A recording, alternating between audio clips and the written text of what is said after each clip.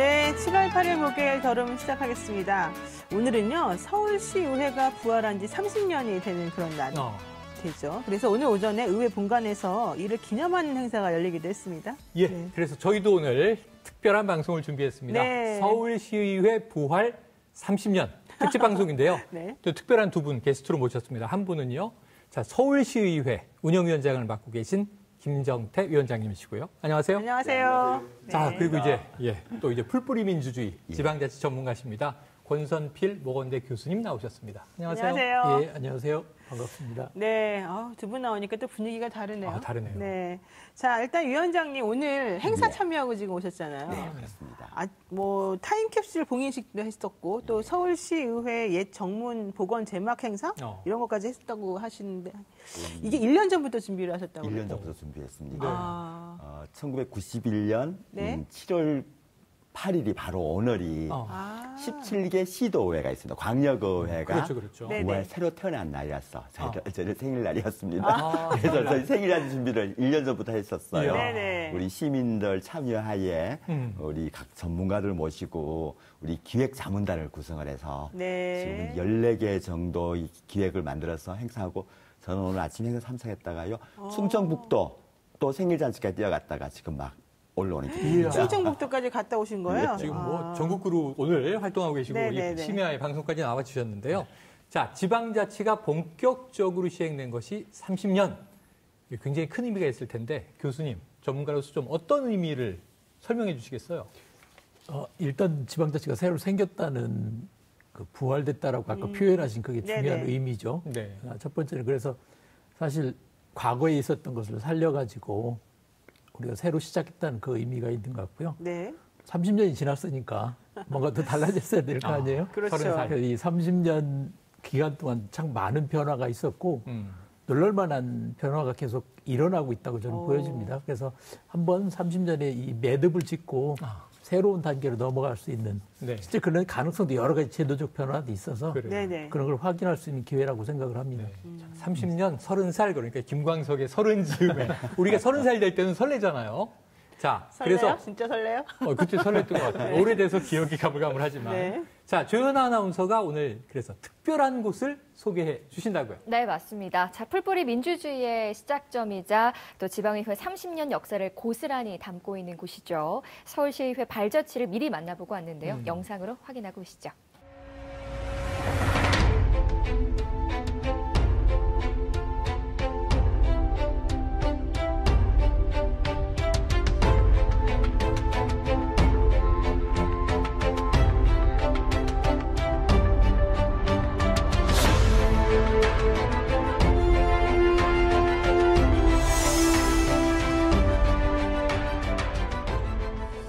올해가 걸음을 멈췄던 지방의회가 부활한 지 30년이 되는 해입니다. 그래서 그거를 기념하기 위해서 시민이 주인이 되고 시민이 함께하는 서울시 의회를 알리고자 이런 전시회를 개최하게 됐습니다. 저도 잘 몰랐던 그 서울시 의회 건물에 대한 역사에 대해서 좀 많이 알게 됐고요. 이 지방자치 발전을 위해서 우리 시의회가 얼마나 노력하고 있는지를 다시 새삼 느끼게 됐습니다. 지방자치라는 게 결국 실제 시민의 삶에 직접적인 연관이 있는 거거든요. 시민의 삶과 직접적인 연관이 돼 있는 조례들을 만드는 곳이기 때문에 서울시의 활동을 좀 감시하시고 주의 깊게 봐주신다면 좀 더 시민들의 삶이 좀 더 풍요롭고 편안해질 수 있다고 저는 생각합니다.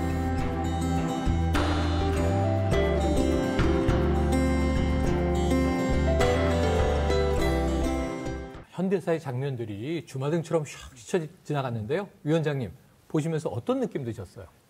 저도 굉장히 감회가 새로웠습니다. 아까 보시는 서울시 의회 건물이 우리 서울시 유형문화재 제1호 건물입니다. 우리 대한민국의 민주주의의 산실이었고요. 또 우리 지방분권, 지금 지방자치 전당이기도 하고 그 건물이 지난 근현대사에 우리 격동의 시간을 다 지켜본 건물입니다.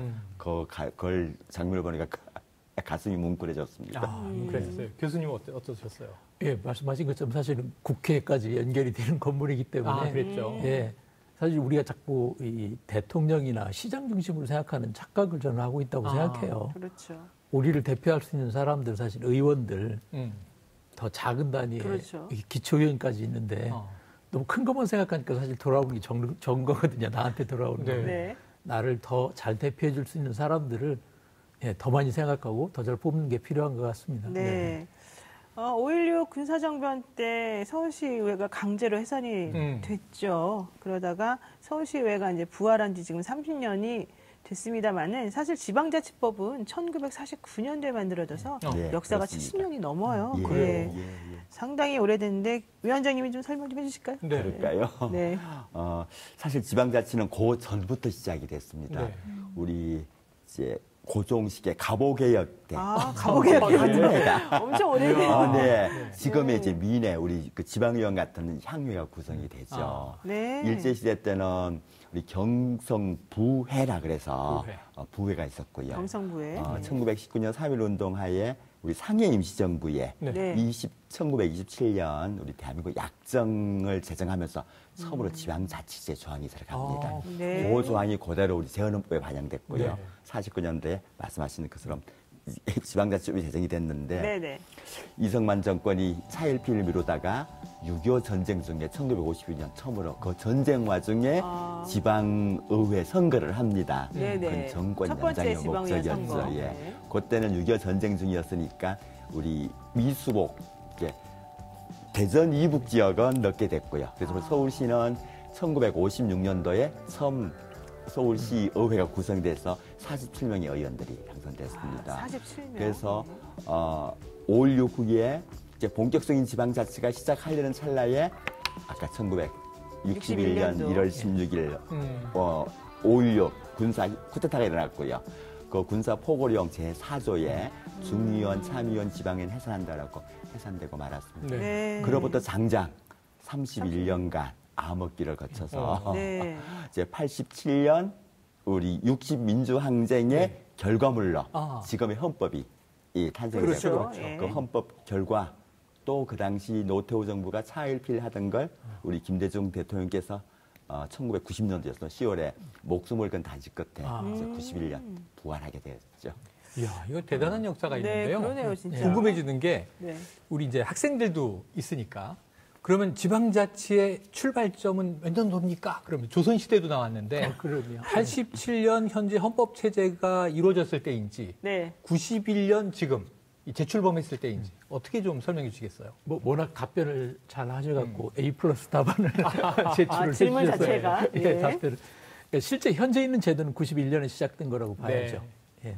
그렇지만 그 91년도 뿌리는 역사는 얘기하신 것처럼 조선시대까지 거슬러 올라가고 그 이전 사실은 지방자치가 정치의 기본이죠. 네. 현재 우리가 알고 있는 이 정치제도는 100년도 안 된 거거든요. 네네. 근데 우리가 이걸 뒤집어서 생각하고 있어서 본질은 자치가 본질이에요. 근데 이게 우리가 너무 이제 국가 중심으로 네. 중앙정부 중심으로 국가가 운영되다 보니까 이게 진짜인 줄 알고 있고 지방자치가 보조적인 걸 생각하는 그렇죠. 착각을 하고 있거든요. 네네. 이게 우리나라의 사실은 지방자치 한계이고 많은 사람들이 오해하는 부분이라고 생각을 합니다.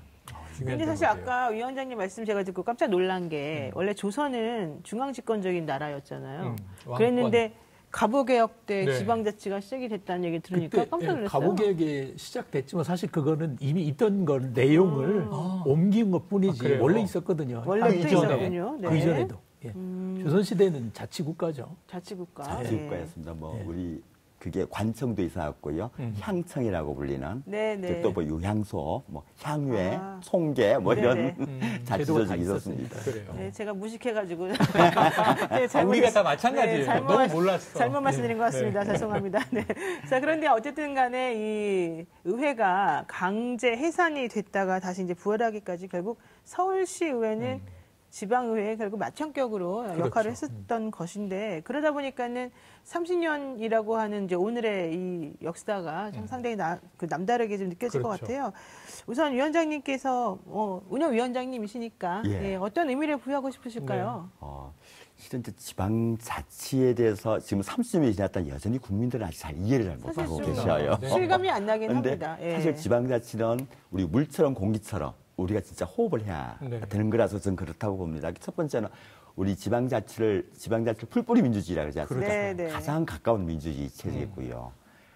정치란 게 크게 있는 게 아니라 내 삶을 가장 가까운 곳에서 가장 손쉽게 바꿀 수 있는 게 전 지방자치고 또 그런 자치여야 된다고 믿고 있습니다. 네. 그런 30주를 맞아서 오늘 여러 행사들 많이 가졌습니다. 네. 라고 다시 한 지난 의미를 되새기고 또 앞으로 지방자치, 자치분권을 어떻게 나가야 될 건가 하루 종일 생각하고 토론하고 고민하는 하루였습니다. 네. 그래요. 자, 지금 생각을 해보면 이렇습니다. 지금 말씀을 들으면서 제가 반성을 막 하는 게요. 네. 국회의원 제가 찍었어요. 총선 때. 국회의원? 우리 지역구 국회의원 누군지 알아요. 예. 근데 지방선거도 제가 찍었어요. 근데 제가 사는 지역 구의원, 시의원 누군지 잘 모른단 말이에요. 대부분. 네. 이게 찍고 나서도 우리가 또 이 대접을 받지 못한 유권자의 책임도 있는 거 아니까 생각을 하게 되는데 자, 오늘 그럼 30년 동안 서울시의회가 해온 활동이 있습니다. 네. 그러면 성과도 있을 거고요. 있습니다. 또는 열심히 했지만 아직도 부족하다. 갈 길이 남았다. 이런 것도 있을 텐데 네. 공과를 위원장님이 좀 평가해 주시죠. 저는 이제 서울시의회를 비롯한 지방의회 부활, 지방제 부활 성과를 보니까 네 가지 꼽습니다. 네 가지. 첫 번째는 완전한 민주주의를 이루었습니다. 네. 대한민국에서 민주주의가 꽃피는 것은 쓰레기통에서 장미꽃이 피는 것 같다는 비아냥을 실은 이 지방자치를 통해서 일개 날려버렸어요. 네, 그 사이에서는 두 번씩 평화적 정권 교체가 생겼고요. 관권 선거라는 그 뿌리 깊은 부정성은 더 이상 이제 그렇죠. 이건 전적인 지방의회 덕분이고 지방자치 덕분이었습니다. 두 번째는 저희 10년만 해도 동사무소, 면사무소에서 소리를 들으면 급행료가 죽어갔습니다. 예전에. 지나가는 네. 우리 교통경찰 장화에다가 5천짜리 집어넣는 이런 행정의 모습이 달라졌습니다. 맞아요. 걸리면 돈부터 주는. 네, 시민이 군림한다거나 시민들을 지도하고 계몽하려는 행정이 아니라 이제 봉사행정, 뭐 감독행정으로 달라졌습니다. 세 번째는 행정의 내용이 달라졌습니다.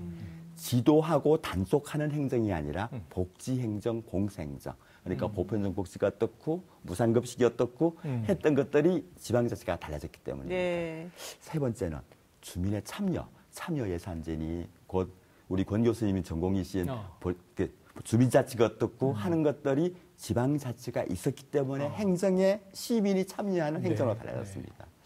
아직 부족함은 맞는 것 같습니다. 그럼에도 불구하고 우리 시민들이 지방자치가 뭔지 어떻게 해야 되는 건지 크게 관심이 없는 듯합니다. 이건 전적인 또 저희들의 잘못이기도 합니다. 네. 다행히 올 초에 32년 만에 지방자치법이 전부 개정이 됐습니다. 그래서 우리 지방의회가 부족했던 전문성, 인사권 독립이라든가 정책권 지원 독립을 해서 저희가 부족한 것을 좀 대저도로 바꿀 수 있는 기회가 되고요. 네. 우리 저희들의 책임도 더 무거워졌습니다. 특히 이런 기회를 통해서 우리 시민들께 지방자치가 어떤 모습인지 이렇게 네. 좀 알려지게 된 것도 꽤 의미 있다고 생각합니다. 지금 많이 알아나가고 있습니다. 시간에서. 자, 그런데 솔직히 말씀드려서 지방자치 무슨 의미가 있느냐. 특히 뭐 구의원, 시의원들 도대체 하는 일이 뭐냐. 필요 없는 거 아니야. 이런 소리 하는 분들도 사실 있지 않습니까? 있죠, 간혹. 예. 그거 어떻게 보세요? 아까 말씀하셨던 무상급식같이 사실 대표적으로 그런 사례들이 다 지방에서 새로 만들어가지고 그렇죠. 중앙정부는 안 하던 일을 시작한 거거든요. 그래서 지방위에서 한 거고요. 재난지원금 문제도 다 지방에서 먼저 했거든요. 지방자치 잘하는 데가 이렇게 새로운 해결책들을 계속 내고 있습니다. 그 부분 의회가 지금 지방의회가 변하는 속도는 저는 국회가 변하는 속도보다 훨씬 빠르다고 보여지거든요. 특히 뭐 지난 우리 서울시 의회 자료를 제가 쭉 한번 보니까 의원님들이 조례를 만드는 숫자가 지난 기수보다 거의 2배씩 늘었어요. 그 얘기 뭐냐면 그만큼 열심히 일한다는 얘기거든요. 이 변하는 속도가 국회의원들은 그렇게 빠른 속도로 안 변합니다.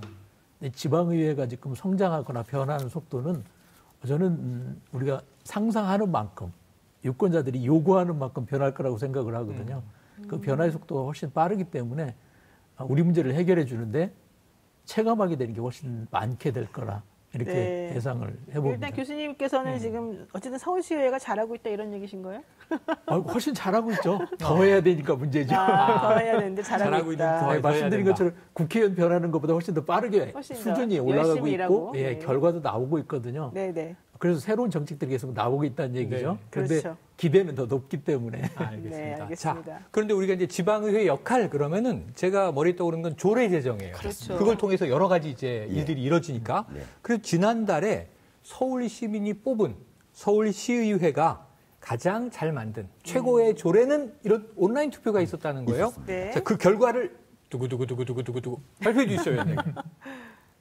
그렇게 말씀드릴까요? 네, 그 결과가 있을 거 아니에요. 네. 네. 결과가 나와 있죠? CG를 보여주시겠습니까? 네. 지금 보시면, 야, 굉장히 많네요. 서울시가 지금 제정해서 10개 온라인 뽑았으니까 투표의 많죠. 결과로 네. 나온 이 조례가 네. 10개입니다. 지금 네. 10위권까지. 자, 제일 첫 번째를 보니까, 야, 서울 광장 조례 나와 있고요. 네. 이동권에 대한 조례. 주로 교통 약자의 이동권. 이거 많이 나오는 얘기였죠. 그렇죠. 그리고 또 자전거 이용 활성화에 관한 조례. 요즘 자전거 이용자, 따릉 이용자 많고요. 네. 또 친환경 학교 급식. 자, 이게 무상급식 조례. 제일 유명한 것 같습니다. 학생 인권 조례. 야, 이건 논란도 막 있었는데 결국은 조례로 제정이 됐고요. 시내버스 재정 지원, 혁신학교 이 조례.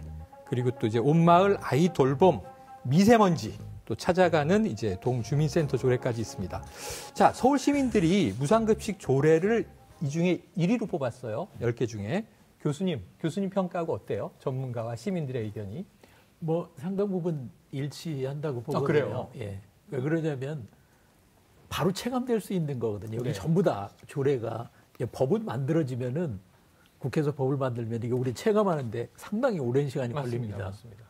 중앙정부에서 지방정부까지 다 내려가야 되고 예산 짜야 되고 이렇게 해야 되는데 이 의회에서 만든 조례는 빠른 시간 안에 적용이 될 수 있거든요. 그렇죠. 예, 그 체감도가 높다라고 하는 측면에서 많은 분들이 원하는 거 빨리 변했으면 하는 것들이 지금 중앙정부가 못하지만 먼저 하는 것들도 많았거든요. 여기. 네. 그런 부분이 반영이 돼서 전문가들도 인정을 할 수밖에 없는 거예요. 이거는 이론적인 문제가 아니고 논리적인 문제가 아니고 네. 주민들이 원하시는데 좋다고 하고 체감의 필요하다고 문제다. 생각하는데 예. 어쨌든 밥이 제일 중요하다. 밥 중요하죠. 네, 뭐 무상급식. 아이들 문제거든요. 사실은 네. 밥 문제가 아니라 아이들 미래 세대에 대한 문제라고 네. 봐야죠. 실은 그 문제 못지않게 또 중요한 조례가 네네. 또 하나 있습니다. 우리 서울 시내버스 재정 지원 네네. 및 안전운행 진행하는 조례가 있습니다. 이게 어떤 조례냐면 시내버스 조례인데 시내버스를 준공용제로 만들어서 맞아요. 지하철과 버스를 환승하고요. 네. 그리고 중앙 차로를 만들어서 우리 버스가 급하게 달 수 있게끔. 그렇죠. 요게 가장 참 저도 중요한 조례 중에 하나였는데 이른바 교통도 복지다. 그렇죠. 여전히 5,411번에 아침에 우리 미화원 아주머니 타는 그 버스들 문제도 있지 않습니까? 네. 이게 처음으로 우리 서울시에서 교통도 복지의 일환이다고 했던 게 요 바로 이제 서울 시내버스 조례도 중요한 저도 아주 대목이네요. 중요한 워낙 조례입니다. 네. 그래서 지방자치에 대해서 여러 가지 노력을 하셨겠지만 그래도 이제 진정한 지방자치를 이루기 위해서는 주민들의 참여가 제일 중요할 것 그렇죠. 같다는 또 생각이 듭니다. 그 해답으로 주민자치회가 하나의 방법으로 꼽히고 있는데 교수님 근데 사실 저희들이 듣기에는 지방자치, 주민자치, 주민자치회 약간 좀 헷갈리거든요. 어떻게 저희들이 좀 알 수 있을까요? 공부가 필요한 부분인 네. 것 같아요. 아까 오리엔테이션이 너무 안 돼 있다고 의원님도 말씀하셨는데 네. 중앙하고 지방을 나눌 때 이제 지방 자치가 되고요. 그러니까 서울하고 정확히는 서울이 아니죠. 서울도 지방이니까. 지방이죠. 중앙정부, 네. 대통령을 중심으로 장관이 있는 이 중앙정부랑 지역이랑 나눌 때 이 중앙과 지방에서 지방자치가 되고요. 이 지역 안에서도 광역이 있고 기초가 있고 기초 밑에 내려가면 읍면동이 있거든요. 그러네요. 동단위. 그러니까 이 동단위에서 하는 자치가 주민자치라고 생각하면 되겠습니다. 그러니까 동단위에 주민자치가 있고 그다음에 구단위에 기초자치가 있고 고위에 서울처럼 광역자치가 있고 중앙정부가 이게 층층이 있거든요. 네. 각각의 역할이 다르게 필요한 거죠. 각각에서 할 일이 달라지니까. 그렇군요. 네. 역시 교수님이라 설명을 정말 맞아요. 잘해주시는데요. 칼정리. 위원장님한테는 질문을 하겠습니다. 네. 주민자치의 첫 출발이 결국 서울시였잖아요. 그렇습니다. 자, 예, 5년 예. 동안 성과가 있다면 어떤 게 있을까요? 이게 지금 1917년도부터 시작해서 지금 5년째 하고 있습니다. 네네. 서울시의 동이 424개 동이 있습니다. 아, 그렇게 많군요. 그 중에 지금 자치회가 구성된 게 136개 동, 정확하게 32% 정도가. 네. 저희들 다 세금 내는 게 아니고 주민세를 냅니다. 맞아요. 서울시는 네. 1년에 6,000원. 우리 세금 너무 많이 내는 거 아니에요? 보통 다른 데는 12,000원, 많은 자리도 있습니다.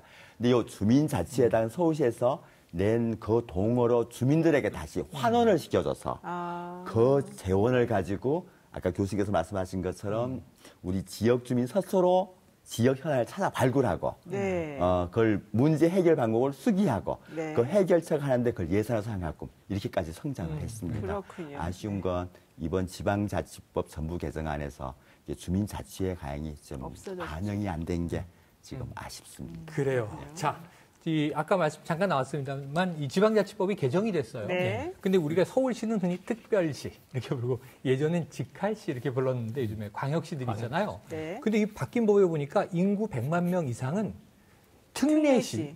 새로운 이름이 등장했어요. 이건 어떤 건지 좀 교수님이 설명해 주세요. 인구가 사실 100만이 넘는 기초자치단체가 있거든요. 광역시 밑에. 네. 특히 경기도의 수원이라든가 성남, 용인. 시흥 이런 데는 100만이 넘거든요. 네. 그 100만이면 사실 다른 그렇죠. 도 단위 그렇죠. 비슷한 규모인데 기초자치단체인 거예요. 그러다 보니까 여러 가지 이제 그 행정 운영상 제약이 있고요. 뭐 구체적으로 예를 한 가지 말씀드리면 그 기초 보장을 받으실 때 기준이 달라요. 대도시랑 작은 도시랑. 그러니까 이 지역에 사시는 분들은 기준이 높게 되는 거죠. 그래서 불리하게 되거든요. 네. 그러니까 도시 숫자야 그 규모에 맞춰서 해야 되는데 규모랑 행정 단위로는 기초자치단위가 되니까 그렇죠. 이런 부분을 좀 보완하기 위해서 특례시라는 제도를 뒀습니다. 사실 이번 지방자치법 개정에서는 이게 너무 차이가 크니까 동도 그렇거든요. 제가 살고 있는 동은 인구가 3,800명입니다. 그런데 우리나라에서 제일 큰 동은 부천에 13만 명이 있어요. 그래요? 차이가 크다. 정말 그러네요. 보통 평균으로 해도 17,000명 정도 되거든요. 네. 큰 데는 5만 명, 6만 명이 되고요. 이 불균형을 해결하기 위해서 좀 제도적인 보완이 필요한데 그게 이제 지방자치법에 들어가 있죠. 그런 내용들이. 그래서 특례시만 생기는 것이 아니라 규모에 맞춰서 적절한 행동을 할 수 있도록 여러 가지 제도가 개선될 수 있도록 그 지방자치법에 들어가 있습니다. 네. 지방자치법의 개정이 현실을 반영하면서 조금 이제 다 이게 투박하게 됐던 걸 정교하게 현실화해 나가는 과정이라고 보여지는데 그럼 특례시 얘기했습니다만 서울 시민들의 삶도 이번 법 개정으로 좀 많이 달라지나요? 예, 많이 달라집니다. 이번 지방자치법 개정의 가장 큰 특징은 우리 대한민국의 주권이 국민에 있듯이 서울시의 행정의 주인은 주민이라는 걸 명쾌하게 했습니다. 서울 시민들이다. 그리고 우리 시민들이 참여할 수 있게끔 우리 선거권은 19세부터입니다만 우리 지방자치 참여하는 연령은 18세로 낮췄고요. 우리 주민들이 부조리하게 생각하던 직접 감사할 수 있는 권한도 생겼고 제도가 많이 좀 늘어났습니다. 그래서 이걸 통해서 아마 좀 시민들이 좀 더 가깝게 행정에 참여할 수 있고 시민의 힘으로 행정을 변화시키는 방법이 되지 않을까 기대하고 있습니다. 그렇군요. 자, 어쨌든 올해 법이 개정이 돼서 내년부터 이제 본격적으로 지방자치법이 바뀐 그 법이 시행을 이제 하게 될 건데요. 결과적으로는 서울시의회가 나아가야 될 방향도 또 사실 이 법에서 확인을 해볼 수 있지 않겠습니까? 우선 교수님 어떤 방법이 있을까요? 세 가지 방금 얘기하신 거 포함해서 세 가지 큰 일이 있을 것 같습니다. 첫 번째는 주민들이 더 많이 참여하도록 만들어야 되거든요. 참여. 모든 과정에서. 두 번째는 자치 조직권이라고 그래서 지금처럼 뭐 시장 의회 중심이 아니라 다른 방식으로 운영할 수 있는 것도 가능하도록 그게 만들어졌어요. 행정 부서도 조금 유연하게 스스로 조례에 따라서 할 수 있는 이게 있고요. 가장 저는 중요한 건 뭐 의원님 계셔서 말씀이기도 하지만은 의회가 훨씬 더 정책 기능을 강화할 수 있도록 여러 가지 제도적 보완이 됐습니다. 의회 기능의 향상. 의회가 이제 전문성을 더 갖출 수 있도록 그렇게 제도적으로 보장이 돼서 의회 역할이 더 기대가 되고 있습니다. 자, 위원장님도 위원장님도 마찬가지로 저희도 그렇습니다. 그러니까 지방자치법 개정에 따라서 우리 전문성이 강화된 만큼 저희들 책임도 정말 무거워졌습니다. 우리 시민들이 함께 할 수 있는 우리 플랫폼 같은 그런 서울시의회를 만들겠습니다. 시청 못지않은 시의회의 기능, 이제 주민자치 시대를 기대해 보면서 오늘 풀뿌리 민주주의 공부 많이 했는데 그러니까요. 시청자 여러분 댓글도 많을 것 같아요. 조원 아나운서. 네, 서울시의회 30주년을 축하하는 또 댓글 여러 개 남겨주셨는데요. 올해가 30주년이라니 굉장히 의미가 있습니다. 덕분에 구석구석 곳곳에 민주주의가 뿌리 내린 것 같네요. 앞으로도 시민들을 위한 지방자치 기대해봅니다. 라는 댓글 남겨주셨고요. 서울 시민입니다. 시의회가 저랑 나이가 같네요. 30년 축하드립니다. 앞으로도 시민들을 위해 발벗고 나서주시길 바랍니다. 라는 의견 남겨주셨고 힘들었던 역경들 그 고충 알겠지만 이제는 좀 더 달라져야 합니다. 서울 시민을 위해서 더 앞장서기를 바랍니다라는 의견. 따릉이랑 버스 환승제도 정말 잘 이용하고 있습니다. 특히 따릉이는 서울을 넘어서 경기도에서도 따릉이를 이어 탈 수 있었으면 좋겠습니다라는 의견도 남겨주셨고 다소 따끔한 또 댓글도 남겨주셨어요. 시민 입장에서는 선거 때 말고는 서울시 의회 의원들을 볼 수가 없어서 좀 아쉽습니다. 좀 더 쉽게 접근할 수 있도록 홍보나 활동을 많이 해주시기 바랍니다라는 의견도 주셨습니다. 아까 그분은 그냥 서울시 의회 가보면 보실 텐데. 그렇죠. 네, 좋습니다. 자, 오늘 또 이제 두 분하고 말씀 잘 나눴는데 이제 좀 보내드려야 될 시간이 됐어요. 그렇지만 그냥 보내기 아쉬우니까 제가 우리 최영일 평론가의 만평을 한번 좀 얘기해 주실 그런 시간 한번 드리겠습니다. 우선 만평부터 먼저 보고. 특집 방송이니까요. 특집 만평입니다. 자, 서울시의회 부활 30년, 어찌 보면 주민자치 부활 30년 하면서 자, 그림은 아까 건물, 저는 저 건물 앞을 정말 많이 지나다니거든요. 너무 아름다운 골목이에요. 그 옆에 지금 이제 건축도 전시관이 생겼죠. 정말 여러분 꼭 한번 방문해 보시길 바라는데 91년도 부활됐을 때 제가 뭐 했나 보니까 복학생으로 대학교 4학년이에요. 그때 60 노태우 정권 물러가라 대보를 하고 있었고요. 여전히 그 상업방송 SBS가 개국을 했고요. 서울 에비타란 영화 황신혜 씨가 나와서 극장 갔고요. 김한선 씨가 피에로는 우리를 보면 웃지란 노래로 차트 1위를 달리고 있었어요. 근데 지금 2021년입니다. 얼마나 세상이 바뀌었습니까? 서울시의회 서른들 축하드리면서 앞으로의 발전도 기원 드립니다. 저는 서울시의회 그 건물을 좀 바꿨잖아요. 공사. 그게 계속 생각이 나더라고요. 자, 우선 위원장님 이 그림 보시고 좀 평을 한번 해주실까요? 어떠셨어요? 이 그림, 이 만평에 대해서. 저는 그 그림 보니까 지나간 30년도 중요하지만 앞으로 30년간 더 열심히 하라. 그런 메시지를 느꼈습니다. 그러면은 30년 내에 또 뵙는 거죠? 열심히 하겠습니다. 지방자치 60주년 때요? 교수님도 한 말씀 해주시죠. 저도 같은 생각이었는데요. 그 위원장님하고 사실 화살표가 계속 가고 있거든요. 그래서 그 다음, 그리지 못한 그 다음이 정말 중요하겠다. 그 생각을 했습니다. 네, 아까 최영일 평론가하고 저하고 그래서 그런 얘기 했습니다. 우리 30년 후에도 다시 여기 나와서 이 장면을 또 한번 만들어보자. 60주년을. 자, 1부 순서는 여기서 이렇게 마무리하겠습니다. 오늘 귀한 시간 내주신 두 분께 인사드리겠습니다. 고맙습니다. 고맙습니다. 고맙습니다.